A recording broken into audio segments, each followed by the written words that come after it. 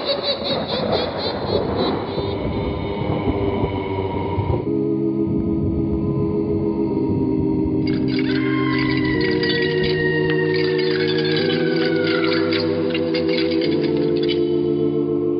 Mysterious Old Radio Listening Society podcast.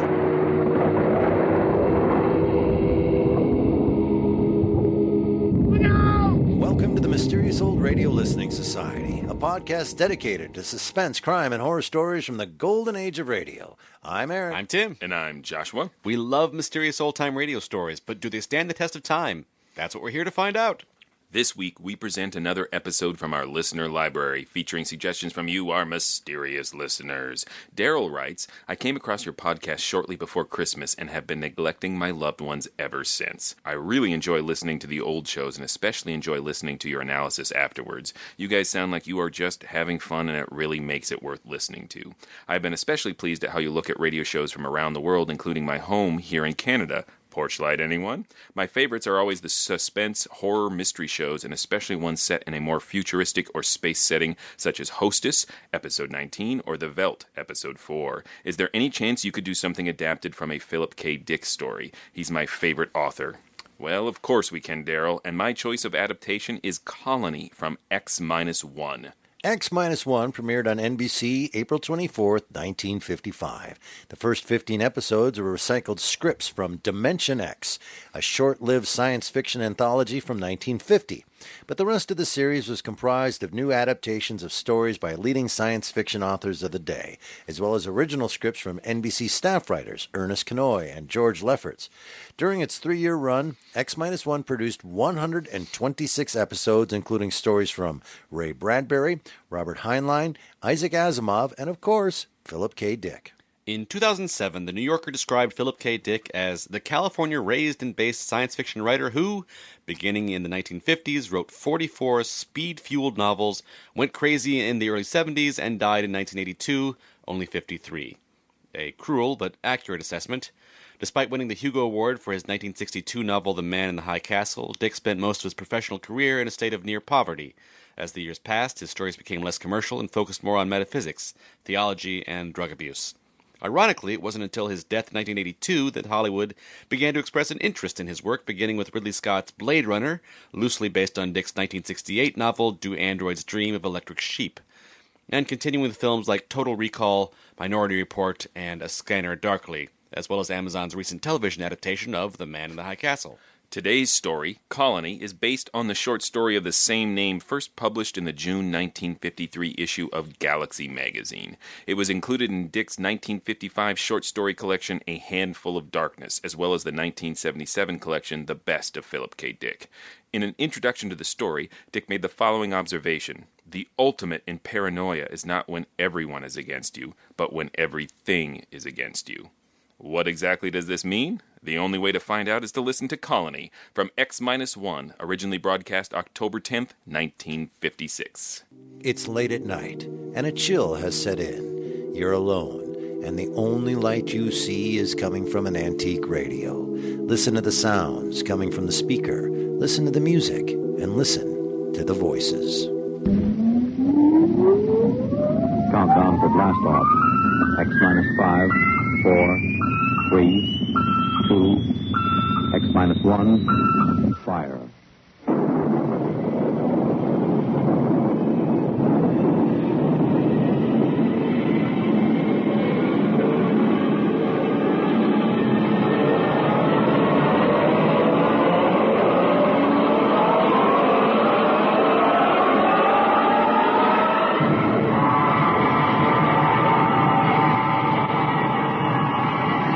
From the far horizons of the unknown come transcribed tales of new dimensions in time and space. These are stories of a future, adventures in which you'll live in a million, could be years, on 1,000 maybe worlds. The National Broadcasting Company, in cooperation with Galaxy Science Fiction Magazine, presents X minus one.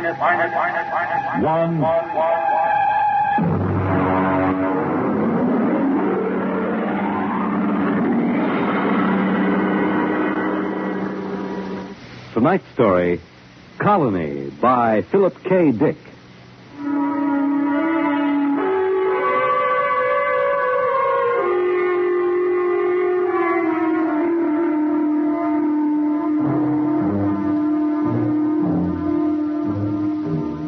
The existence of Planet Blue, the fourth in orbit around a G-type sun somewhere in the Aldebaran sector, was predicted by spectroscopic analysis and spatio-mathematic equations some 50 years before an exploring mission was dispatched to it. The research team, under Commander Stella Morrison of the Colonial Administration, went into orbit around Planet Blue at 0700 Standard Sidereal Time. Authorized procedures were followed. Aerial photography completed, Commander. Anything show on the plate? Well, Masterson was suspicious of these lines towards the poles, but the angles seemed to be coincidence. They're not artifacts. Glacial faults.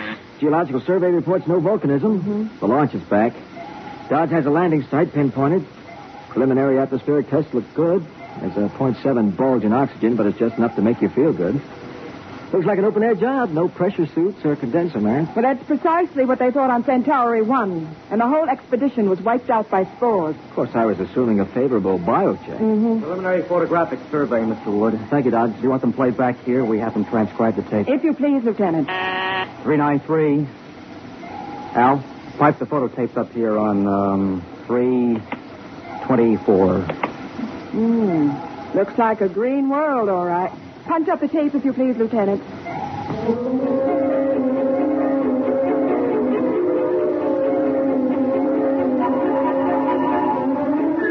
All orbital checks proved positive. The atmosphere and gravity Earth normal to 3 places on the Grayson scale. And the exploratory research ship lowered itself by the Meyerson-Lay atmospheric skip method, came into a stall tail landing just before sunset on a day marked in the logs as Planet Fall 0. The hatches remained sealed as a 2-mile perimeter was scanned by direct instrumentation. Major Lawrence Hall of Biosurvey reported EEG sweeps to the bridge. Of course, it isn't conclusive. We've run into life forms that didn't broadcast a brainwave at all. The Grylodon lizard on Ganymede. Skull acted as an effective shielding due to a heavy lead constituent in the body chemistry. Major Hall, I am not interested in a lecture on extraterrestrial zoology. Is there or is there not life within the range of your instruments? Well, I'm sorry, Stella. The readings show no electrical brain activity whatsoever, and that covers life down to the level of invertebrates. There may be a few worms turning out there, and unless they're thinking awfully hard about something, we wouldn't pick them up. Well, thank you. I want preliminary drones out for sampling. How long do you think that will take? Well, a thorough job. Take about 2 weeks. I have a schedule, Major. How long do you can give me a protective Schedule C clearance? 2 days. And I ought to check airborne spores and microorganisms. Carry on, Major. All right, Stella. I'll let you know if I turn up any, special diseases on Planet Blue.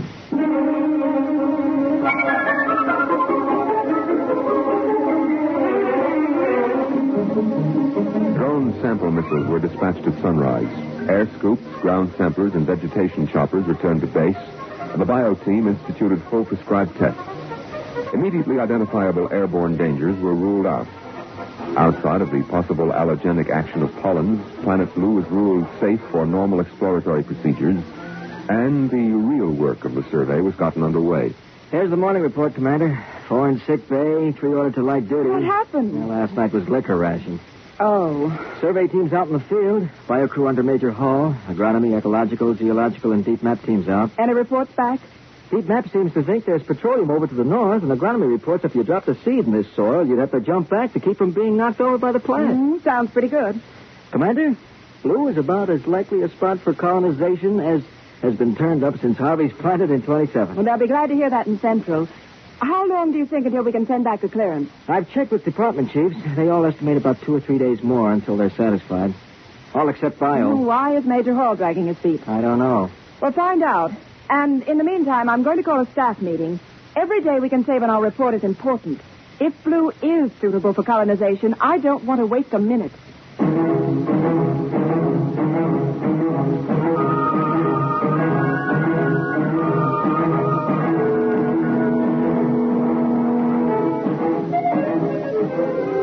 By planetfall plus 3 weeks, all departments had reported favorably except biology. Ecological survey pointed out the difficulty involved in the necessity of importing animal life. But this problem had already been met in the colonization of Gamma 2 and 3, when an entire ecology had been transported in frozen gene banks and fertilized and incubated on the site. Biology, however, still withheld a favorable report. Look, Larry. What is the secret, Stella? Cold formality on the bridge and Larry when you're in my lab? Well, I'm serious? Well, I've just gotten an official query from Central. They want to fish or cut bait on Blue. Your department is the only one holding it up. We're 2 weeks behind schedule. And the first colony on Vishnu was right on schedule, and 7,000 died of green spot. That was before the full biocheck technique was worked out. My dear, do you know how many different microorganisms there are in a cup full of dirt? I'm not a freshman student of biology. Oh, dear. And I was hoping I could tempt you into some field work. Someday, Larry, you're going to make some remark in front of some junior officers or even enlisted personnel, and I'm going to have to call you on it. Afraid for your dignity, my dear? Look, I'm in charge of this expedition. My dignity happens to be a function of command, and as such, it's a survival factor. Ah, well, then you had better take it easy at officers' mess. You know, I saw 2 biomates watching you, climbing the ladder to the bridge. Do you know what their affectionate name for you is? Major Hall. I'm serious. I want a bio clearance as soon as possible. And you will get it. As soon as possible. And when will that be? When I'm satisfied. Are the bugs here so dangerous that you're afraid of them? No, on the contrary. We have yet to find a harmful life form. Well, you didn't report that. If there are no harmful life forms... No life. No disease germs. No malignant virus. Well, then what are you waiting for? There should be. There should be at least one little fellow who could give you a common cold. Look, sociology section found no native narcotic plant life. And inasmuch as there is no humanoid life, there is no bootlegging, gambling, immorality, and pornography either. By analogy, that would be a good reason not to colonize. Is that the idiotic logic you're following? Microbiology is a little different, Stella. And anyway, what is the rush? Blue is something different. There's something peaceful in the air. Why rush to bring picnickers who drop candy wrappers and fill the pools up with empty beer cans? Larry, I have a planned board conference in 10 minutes. If you don't bring in some kind of a report by then, I'll have to supersede you under a Section 23. Ah, yes, that's what happened on Vishnu, isn't it? Followed by Green Spot and the wagons dragged the corpses out of the colony street. Never mind that, Major. I want a report. In the biology section lab, Major Lawrence Hall continued to examine tissue samples from lower fauna and flora samples brought in from Planet Blue. He settled a container of prepared slides and flipped the switch on the electron microscope.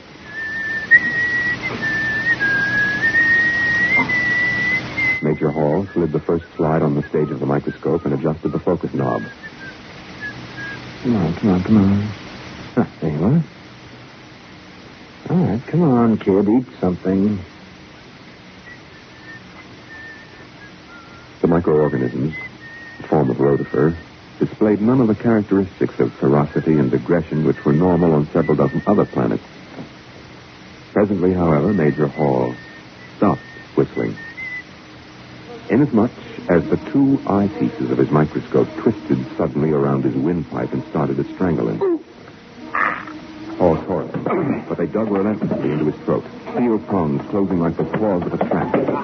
With a convulsive effort, he managed to break free and fling the microscope from him. Oh, that's crazy. It's going to let go of my leg. He kicked the microscope loose and drew his blaster. As the microscope scuttled away, rolling on its coarse adjustment knob, he fired. The microscope disappeared in a cloud of metallic particles.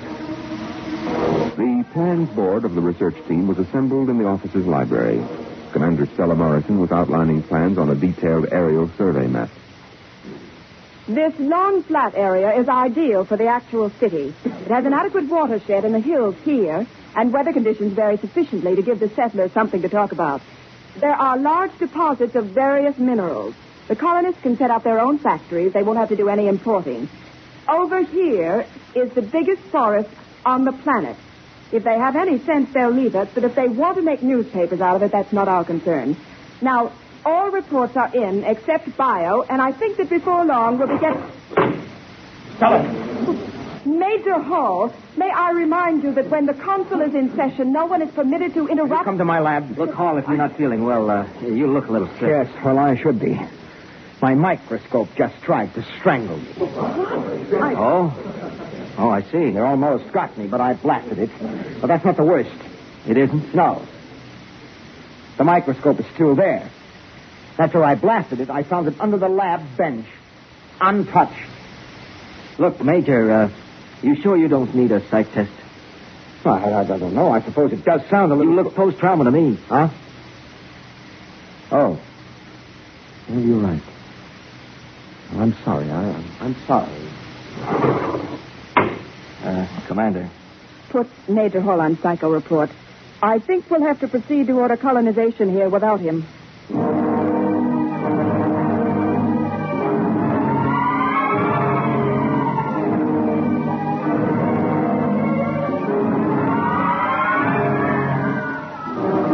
Major Hall proceeded to Psych Center and, inserting his ID card in the robot Neo Rorschach machine, he placed his hands on the contacts and activated the searching Gestalt circuit.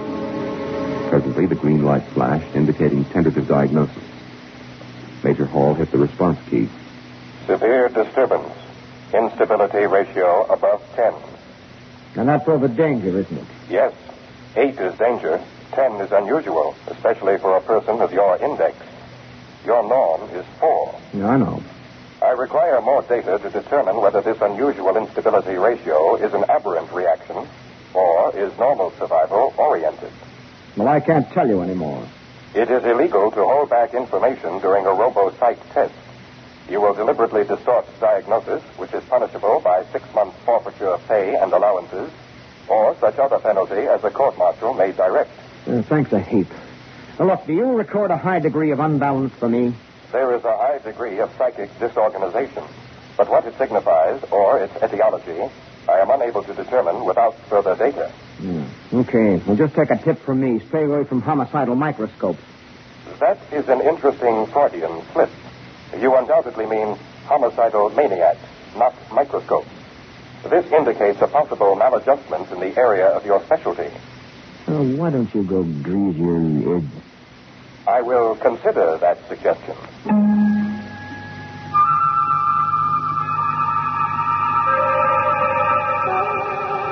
Major Hall returned to the biosection lab and tested the atmosphere near the place where he had fired his blast gun at the microscope. The analysis showed a high density of metallic particles colloidally suspended in the air. In a state of confusion, with an emotional distress quotient of at least 0.742, he stripped off his uniform and entered the shower. Oh,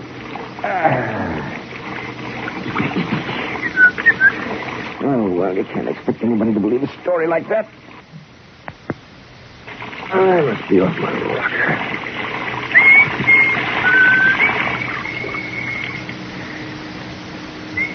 Major Hall stepped out of the shower, reached for one of the towels on the rack. The towel, wrapped around his head, yanked him against the wall. Rough cloth pressed over his mouth and nose. He fought wildly, pulling away. All at once, the towel let go. Major Hall crawled out of the shower and proceeded to dress. His belt, heavy canvas with reinforced metal links, tried to get him around the waist and crush him.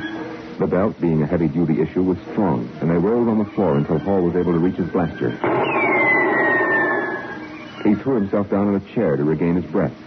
The arms of the chair started to close around him, but this time he was ready.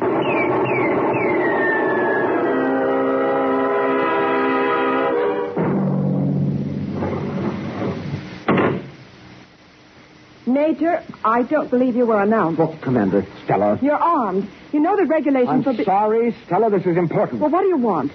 I have a report here from the robo-psych tester. It says you've hit a ratio of 10 within the last 24-hour period. We've known each other for a long time. Larry, what's happening to Stella, you? I told you. A little while ago, my microscope tried to strangle me. Then when I was getting out of the shower, a bath towel tried to smother me. I got by that. And while I was dressing, my belt. Wood, in here on the double. And I finally blasted that. And then an armchair beside it. Commander. Stand by a moment. Stella, will you listen to me? This is serious. Ordinary objects suddenly turning lethal.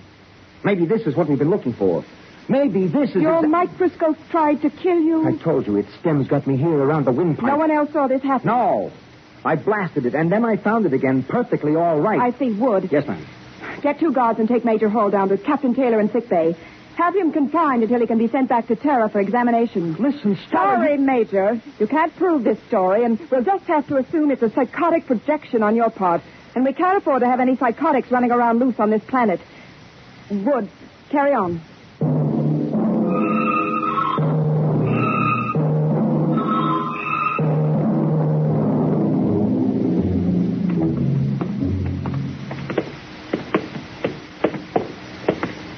He'll be all right, huh?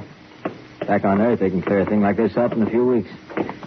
Yeah, maybe you're right, Wood. Maybe I'm just out of my mind. Here we are. Captain Taylor. Captain Taylor.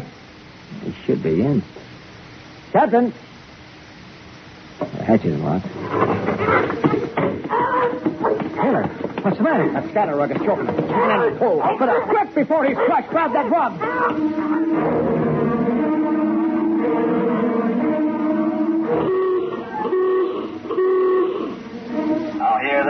Now hear this. General alarm. General alarm. Emergency station. Emergency stations. Condition red. Sidearms will be issued to all personnel. General alarm.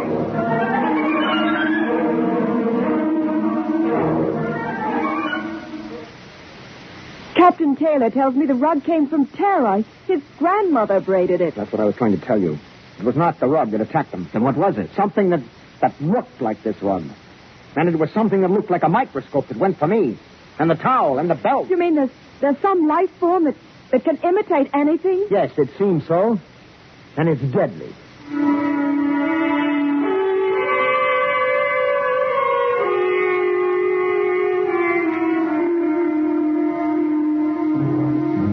Hey, Charlie, general alarm. Get up out of that sack. Hey, what'd you do with my gloves? Oh. Hey, where'd I get two pair? Well, maybe you mean you might... No. One pair of gloves is the same as the other. Hey, these gloves are moving. How do you like that? These fool gloves are going for my blast pistol. Charlie, is this one of your crazy electronic gags? Did you rig my gloves? Hey, look out for that pistol! Look out!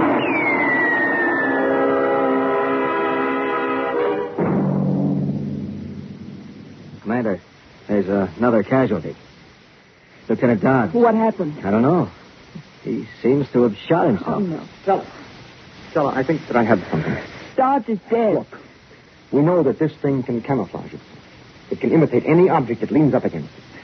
All right, now, listen to this. Larry, we've got This is the answer. It's a tape from Captain Galt. He was out on bio-survey.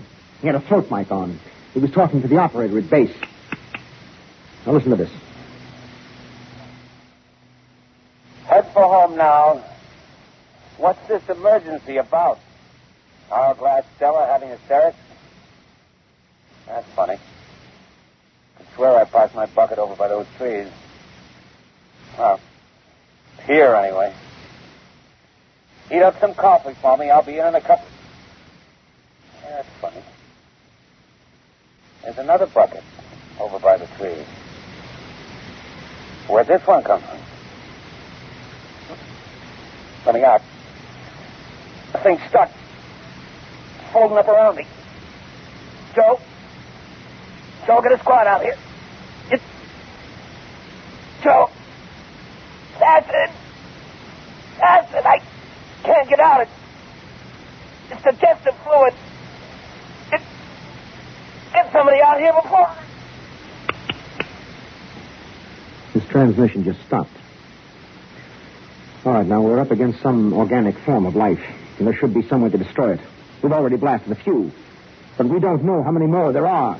Maybe it's an infinitely divisible substance, some kind of protoplasm. We've had over 12 casualties reported, and there's still 5 teams out in the field. All right, it's a lethal life form. Now, that explains why we found everything else harmless. Nothing could compete with this. We have mimic plants of our own, the twisty slug on Venus, but nothing that goes this far. It can be killed, though. You said that yourself. If it can be found. You can't tell. Clothes, rugs, drapes, chairs. We can't tell which is which. We've got to try to find some poison, some spray that will destroy them wholesale. Oh, no. What's the matter? In the corner. I never noticed 2 briefcases over there before. There was only one, I think. How are we going to know? Shortly after the final casualty report of 30 dead and 12 wounded, Major Hall sealed off the bio quarters and moved in with a team from Chem Section, all dressed in corrosive-resistant suits. Well, I'll make sure that you've got a tight seal on the neck joint. What are you going to do, Major? I've got a combination of hydrogen and arsenic under pressure, arsen gas. That'll give us an idea of how much they've infiltrated. Arsen is deadly to humans, so check your helmet. Now, Sparkins. I don't want any panic blasting. Arthur, anything flammable. All right. Release the valve.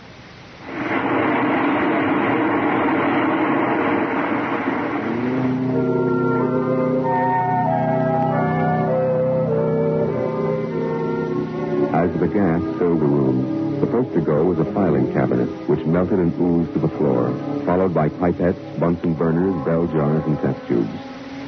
The lab was sealed off and a meeting held in Commander Morrison's quarters. Well, it's protoplasm, all right. You could see that when the mimic shape melted. With a cell nucleus as big as your hand. May resemble the simple unicellular protozoa. Of course, gigantic in size compared to microorganisms. Can we spray them? Our sign disturbed them. And I suppose enough might kill them. So we haven't got that much. We can't flood the planet. We wouldn't be able to use our blasters, and it's lethal to humans. We'll have to pull out. Stella, I'm afraid you don't quite understand. We can't take the chance of carrying them back to the system disguised as a boot or a towel or anything. And they seem to multiply by binary fission. It wouldn't take long to overrun Earth and the rest of the system. If we stay here, they'll pick us off one by one. We could have arsine brought in or some other poison, but that would destroy most of the other life on the planet along with it. Then we'll have to burn the planet clean. Wood? Yes, ma'am. Set up a call to system monitor. I'm going to get the unit off here out of danger. After that, we can work out the best way of cleaning off this planet. You'll run the risk of taking them back to Terra. Can they imitate higher life forms? Can they masquerade as human? Apparently not. They seem to be limited to inorganic subjects. Then we'll go back without any inorganic material. But our clothes, they can imitate the synthetic fibers, belts, gloves, boots. We're not taking our clothes. We're going back without anything at all. Oh, I see. Get me a beam to central monitor immediately.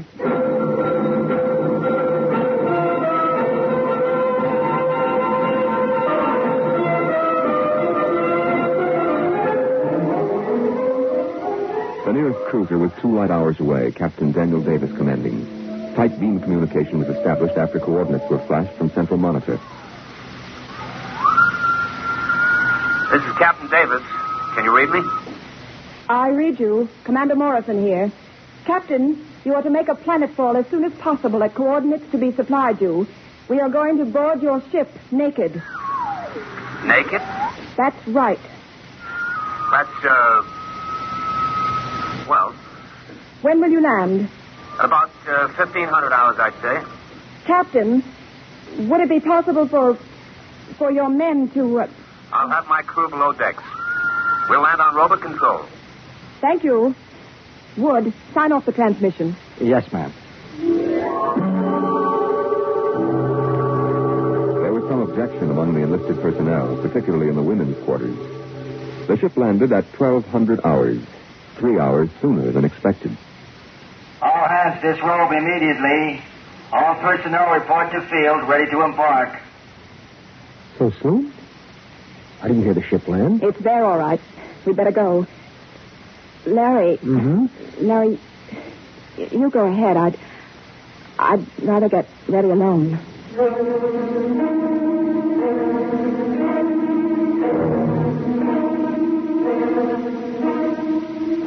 Parked in the center of the landing field was a cruiser, its hull pitted and dented by meteor strikes. It lay motionless, with no sign of life aboard.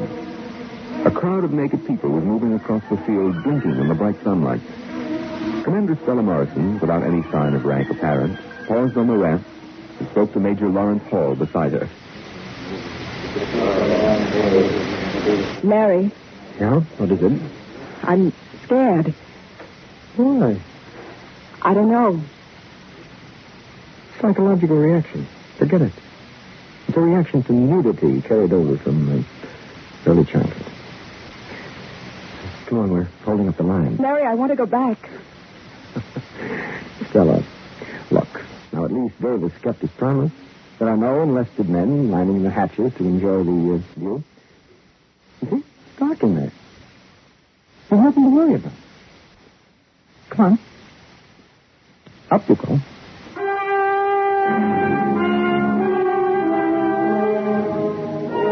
The last of the research team filed into the interior of the ship. and the hatch closed behind them.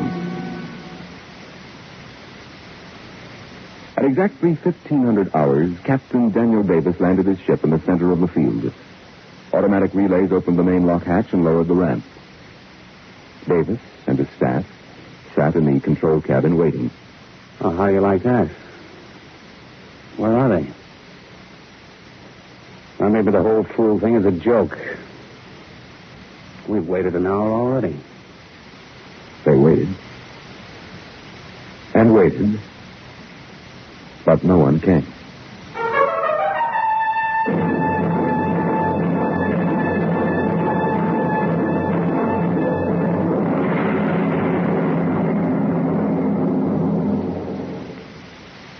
You have just heard X-1, presented by the National Broadcasting Company in cooperation with Galaxy Science Fiction Magazine, which this month features Double Dare by Robert Silverberg, which demonstrates that pride can lead to much worse than a fall. It can put a man out on a limb and keep him there. Galaxy Magazine, on your newsstand today. Tonight, by transcription, X-1 has brought you Colonize, a story from the pages of Galaxy written by Philip K. Dick and adapted for radio by Ernest Kenoy. Featured in the cast were Frederica Chandler, John Larkin, James Stevens, Larry Robinson, Bill Quinn, and Alan Bergman. Your narrator was Norman Rose. Your announcer, Fred Collins. X-1 was directed by Daniel Sutter and is an NBC Radio Network production.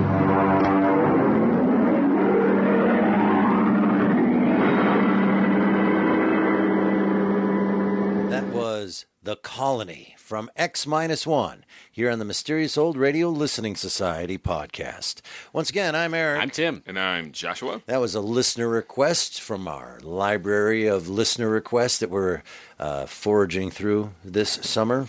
I don't think that's the right word, but we're foraging through. Foraging through would mean we're eating them.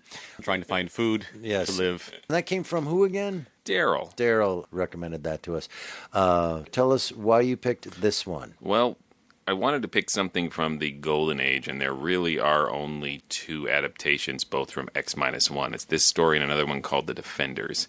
And I just think overall we see more of what will become the hallmarks of Philip K. Dick's later work embedded in this short story, and I thought it was more representative of Philip K. Dick. However, I do want to make the disclaimer for anyone who's not familiar with Philip K. Dick that the rather bizarre sequence of just blatant sexual harassment is a total add-on by Ernest Kenoy, who adapted it, who usually does a really killer job. There's none of that in Philip K. Dick's short story, and it's kind of ironic because Philip K. Dick is not known for doing really complex female characters. Generally speaking, he has like a nagging female character and a siren female character who leads you to death. And so he's often been criticized for that. And then he has a short story like this where he just has a female character as the commander of this expedition, and then Ernest Kenoy kind of ruins it by adding those whole sequences where the guy's just going, "My dear," and talking about what she looks like climbing up a ladder. And it's interesting to find out that was added.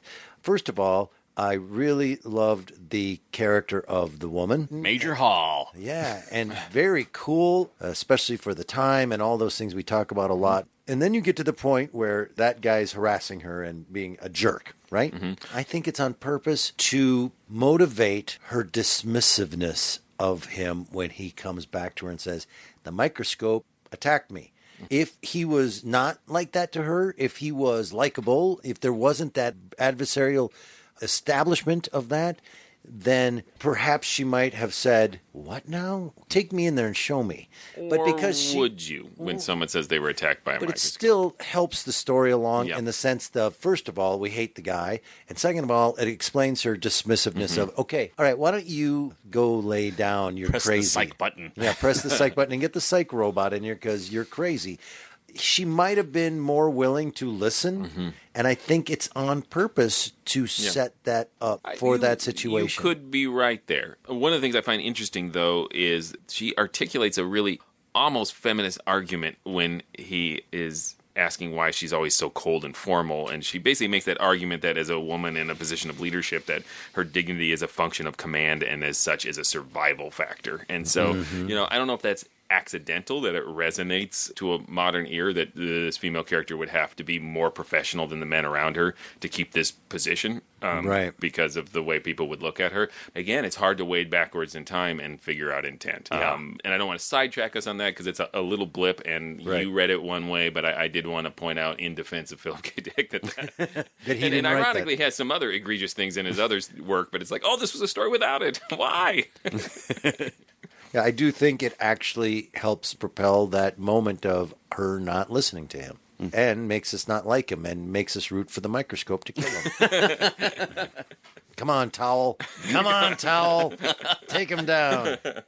I would swear I have read a comic book adaptation of this story. That is so weird you just said that because I Eric wrote a comic book adaptation. Here it is. Happy birthday. Because I wrote, I'm about to geek out. It reminds me of a Star Trek animated series plot. A specific one, or just feels Nope, like? Not specific at all. But the thing's coming to life because the microorganism is shape-shifting. And can you not vision the Star Trek animated series that happening? Just don't want to visualize the end.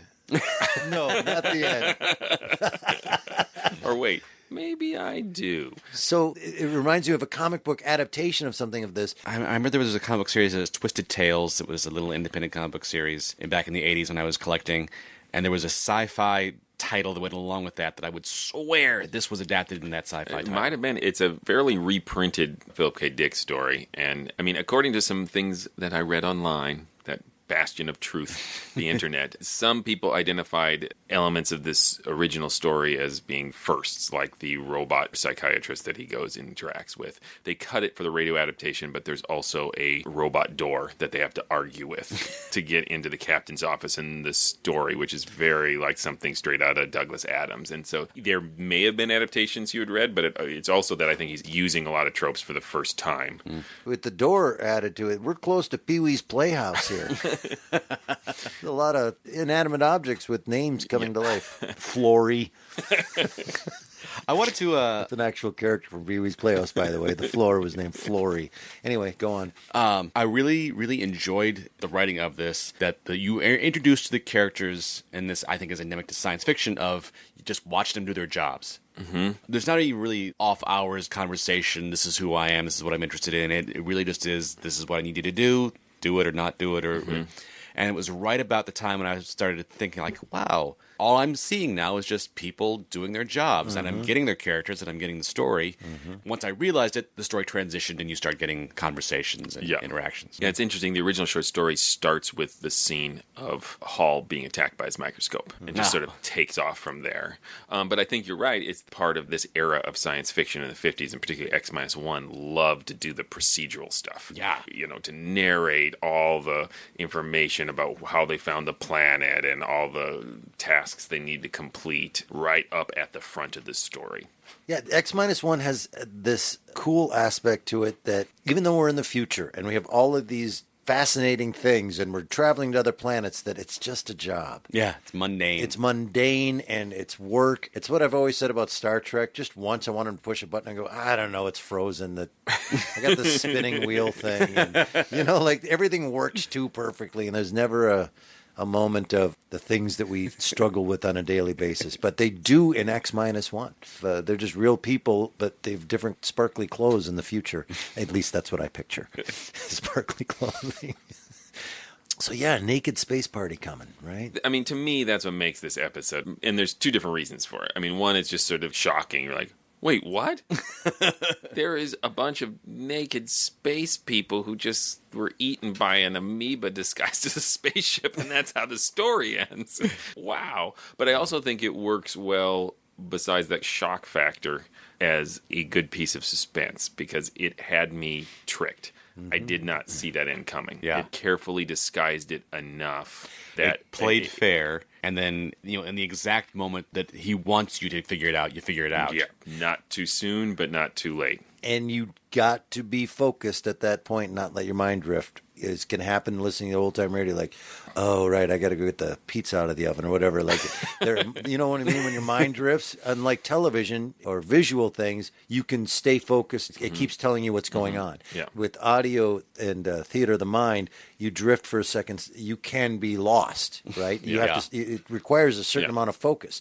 And at that moment, I drifted about something, and I had to go back and say, wait. What do you mean they never got on the ship? So I had to go back, and I went. Okay. And at that point is when I realized how beautifully written it was when they described the ship landing, and it was dinged by all sorts of meteors. Yeah.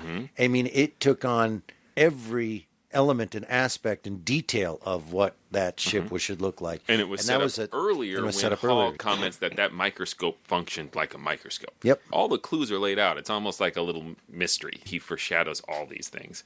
But you also find out there's that scene in here where they find like the message from the guy who's taking samples somewhere else on the planet, and he gets into his little transport he calls a bucket or whatever, and it's an alien, but he describes like the digestive fluids and acid burning him. So you get that layered in there, and you realize these naked people are just basically walking in, and they are just going to be annihilated by amoeba digestive fluid. So it's a pretty grim ending, and X-1 is really comfortable, maybe because it's all set in the future too, of having a satirical winky tone and then having death as an ending.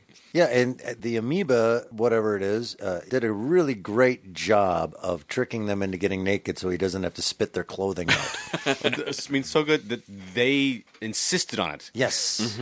Yes, naked space party. Yeah, even down to the idea that the commander asks that they keep the crew off the deck when they walk in, because they're all going to be naked, and just let's be polite. And so that there's another reason for them to walk in to the spaceship and not see anybody or not see anyone who's supposed to greet them. So like all the pieces are set up really well for what is a really bizarre old-time radio image. Yes. Yes. I'm very curious. I know we have at least one listener who has chimed in the past about biology and evolution and scientific things like that, about this idea of this super predator that has been so effective there's no diseases on the planet. Yeah, which that is a little bit of a plot hole, as in if it can only take on inorganic shapes, how would it use its defense on a planet that appears to have nothing but organic life? Yeah. I forgive it because I think ultimately with Philip K. Dick, and I might be bringing the other books and stories I've read by him into my way of thinking about it, but this is kind Fill that hole!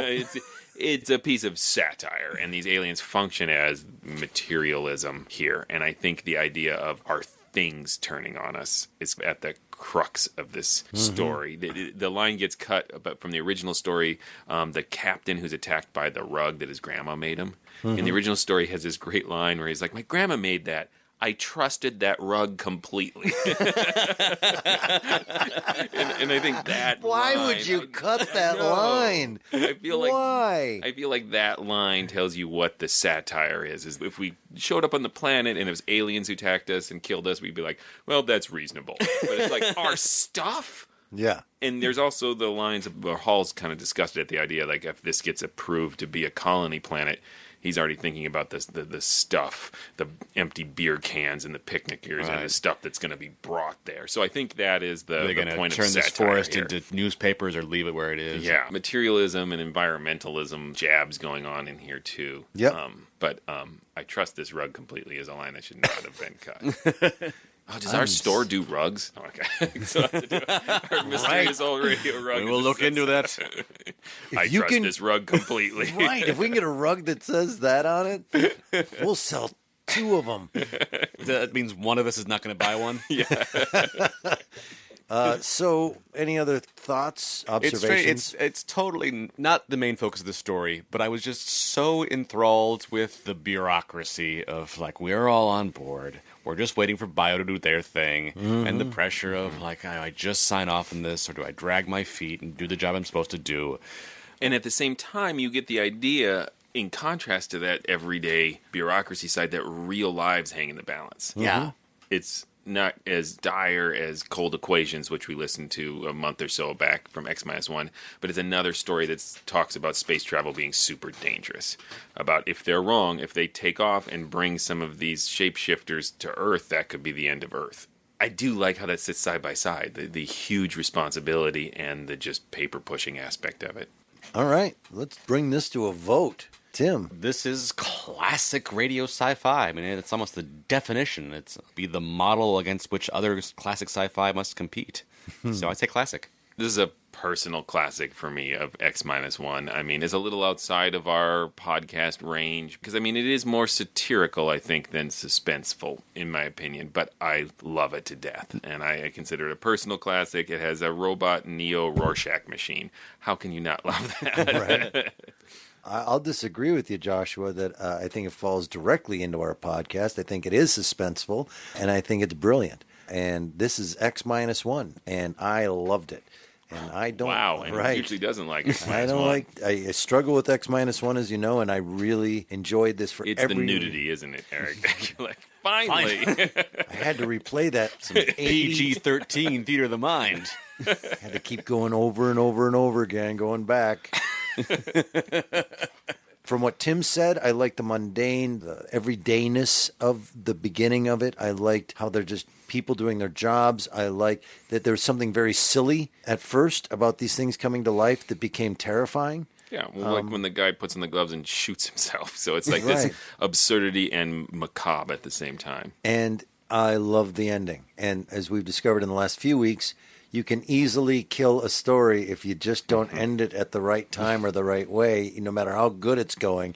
And this was ended brilliantly. And it was really unexpected and pretty cool. I would say, just to qualify it a tiny bit, I will say how Tim said it. I think it is a sci-fi classic and definitely stands the test of time. And one of the better X-1s from my viewpoint. So there you go. Tim, tell them stuff. Hey, please go visit ghoulishdelights.com. That is where you'll find other episodes of this podcast. You'll find information about our live shows, and you'll find ways to contact us. There's a little contact form right there if you want to send us a note making a request for episodes you want to hear. I should stop saying that. We have a long list, but if you do have a request, let us know, because we'll get to it eventually. You'll also find links to our Facebook page and our Instagram account. You can also go to patreon.com/themorals and support this podcast if you are so inclined. We have a lot of great rewards. We have a members-only podcast, The Secrets of the Mysterious Old Radio. We're also doing an exciting thing, and we're coming really close to it. Maybe by the time this airs, we will have reached $100 a month, and then we're going to do an episode, and this episode is going to be for everybody, and that is going to be the War of the Worlds, big double-sized War of the Worlds episode. Awesome. You're going to want to hear this, listeners. So anyway, check that out. And also, if you want to support us in a different way, you can always go to iTunes and write a review, because that matters. We have a lot of fantastic reviews. We're up to, I think at the last check, like 50 5-star reviews from you wonderful listeners, and we really appreciate it. Keep it coming. Nice. The next episode is mine, and we're going to be doing another listener request. This comes from Suspense on a Country Road. Until then... Look out! We are going to board your ship naked. Naked? That's right. That's, well...